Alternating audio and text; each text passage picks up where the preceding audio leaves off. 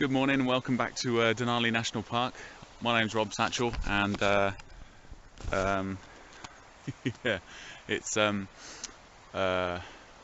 the 7th, I think it's Tuesday. We're just going up the road here now into the, we're almost at mile 3 on the park road that goes into the park, obviously. We've just come from back that way from the actual Science and Learning Centre, which is basically the winter visitor centre, and they're really helpful rangers and park staff in there, especially Wendy and Claire. Give you all the information that you'll need to survive the park and you know, make your trip more memorable. And they'll give you obviously information on your next port of call, weather conditions obviously at the moment.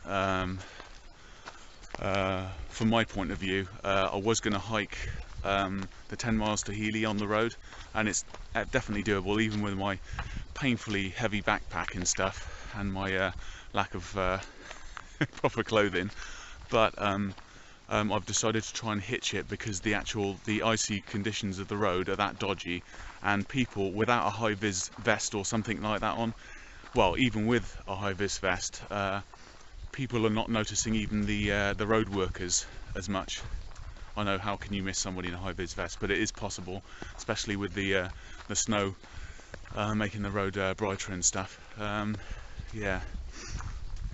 Anyway, we're coming up to the actual the dog sled kennels right now. I'm not going to actually take you in and see these cute things because half of them have actually gone, hey up, it's rush hour. I'm just going to swap over the other side of the road. Yep, this is it. 1 hour ish if you're lucky. Yeah, so what was I on about? Yeah, we're at mile 3.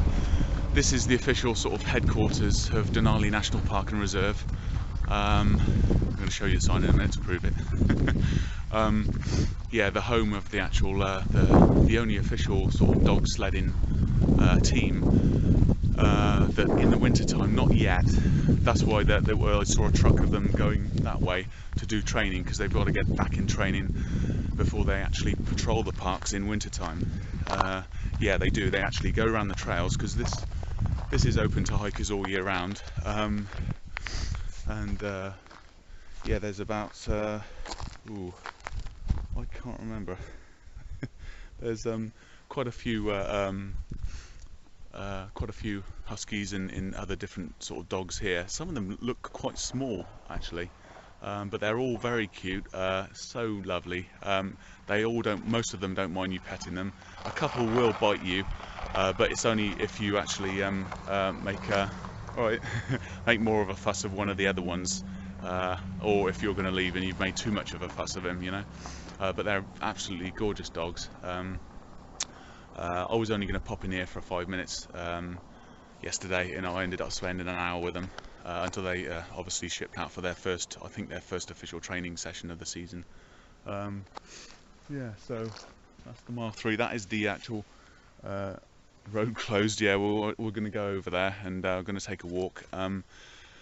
We're yeah, like I said, like 3 times already. We're at mile 3. I'm hoping to make it to mile 9 because I think at that point you can, in good clear weather, you can actually see the Mount McKinley, or Mount Denali as it should be called, which means in the local Indian language the high one, if you're wondering. Yeah, I wanted to mention a few other things. You see loads of snow around, and I said about you know, drinking water and stuff. I've been very lucky the last few days. I haven't had to waste fuel tablets or anything heating up snow, or you know, finding other from rivers and, you know, dodgier water sources, because I can go to the actual sort of winter visitor centre and stuff. That's been a lot easier. Quick note on the actual melting snow for drinking water. If you have to do that, take the layer from the top, but also I just want to make you aware, I didn't know until yesterday, there's a thing called Giardia, and apparently it's a parasite present in animal poo mostly found in beavers and bears, but you know they're almost everywhere. And the effects of it are extremely bad stomach cramps and diarrhea. So especially if you're alone on the trail, you really don't want to. We're just going to go through the gate here now. Yeah, if my backpack will fit. Cool. Right, I'm gonna have to change hands in a minute as well because it's still cold. Yeah, talking about cold, it is allegedly, we think it's -10 today, or yeah, it could be -9.5. So yeah, a little bit about the weather. Obviously, it hasn't snowed. It snowed about ½ an inch, I reckon, in the night, because the where I was sleeping, still at the base camp, which is the post office. Yeah, the actual most of the, not this road, but most of the actual main roads here are being cleared daily, usually around 6 AM ish. So no need to set your alarm clock if you're sleeping on the floor somewhere. Yeah, I've said a bit about the kennel dogs. Absolutely gorgeous, well worth a trip, or you know, a visit to see them and all that. The thing I haven't mentioned much is wolves, and more importantly, wolf packs. I know I say wolf packs, and you'll think, oh, you know, the Hangover trilogy and all that, but there are actually 51 wolves in this massive park, and you think, oh my God, Christ, 51 wolves! They're everywhere. But they're actually in 13 different packs.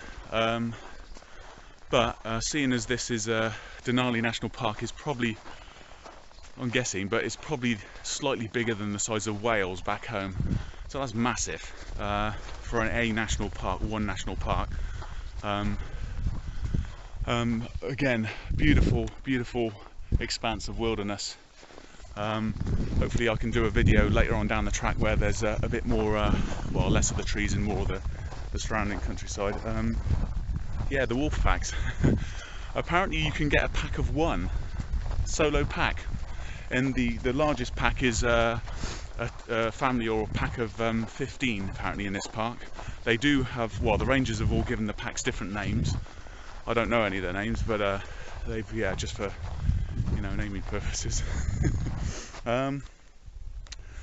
My hand is getting cold now. I'm just going to quickly change it and not drop the camera. Okay, that's better. Okay, I'm going to walk and talk again because it's just otherwise I won't get anywhere. Yeah, as you can see, there has been traffic up this road, probably just maintenance traffic. Obviously this time of year, or you know, a couple of weeks before now, or in the early spring before the bulk of the tourists arrive, that's when they do all their sort of bridge maintenance or repair work on any of the trails and stuff. But this could be snow clearing vehicles, because there's very little snow actually on this. I think it's a gravel track, but this Parks Road does actually go right into the heart of Denali, about 100 or so miles, I believe, right past McKinley, Mount McKinley, which will be on your left hand side, which is, I guesstimate, over there somewhere, possibly. Not that one, no, somewhere over there. So, oh yeah, another thing, quick thing about moose. Yesterday, I ain't going to see any bears today. It's very unlikely. I bought my friends, especially the obviously bear spray. Don't leave home without it. Even the little trails around the visitor centre that are ranging from about 3 miles in length to 9 miles. Well, the 9.1 mile one, the triple, no, not the Triple Lakes. Maybe the Triple Lakes. All I saw was the river, so I only did 5 miles. Always take the bear spray. Like I said yesterday, me and my mate Steve that was hiking out this one track, we did see evidence of probably a youngish black bear, I would think. And he was going up the mountain. Obviously we were going back and forth up the mountain, and he was just going straight up, hopefully trying to find his place of hibernation. And not the next tourist. Yeah, tourist, the other white meat. You can joke about that now, and you know, if parts of my body or my camera is found at a later date, please put all this stuff on the internet to warn other people. No, I'm joking, it's not that bad here. So yeah, sorry, I'm totally off on a tangent again, and I'm not even a mathematician. About mooses, or moose, I don't know if you call, yeah, those big things with the, you know, happy antlers. Yeah, obviously, in a position like this, I told you yesterday to, no, 2 days ago, to actually leg it like hell to the trees. Yeah, that's okay if you've got trees to leg it to.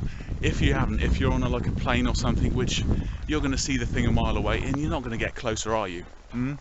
So, but just in case you can't run, you know, there's not enough distance, like this is probably as much distance as you'll cover if he's about from 50 to 100 meters away.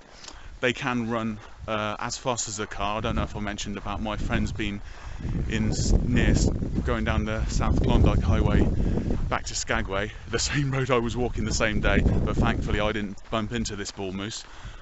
This moose was massive. It was chasing their car. Thankfully there was no snow on the ground, so they could drive faster than 40 miles an hour, and they got away from it. But this thing would have done some serious damage. Anyway, getting back to it, yeah, if you are in a bit more of a space, apparently mooses have trouble doing sharp turns. So yeah, every once in a while, or very quickly, do sharp right-hand turns. Keep running, obviously, don't stop, and just keep legging it until you make it to a tree line. Just, you know,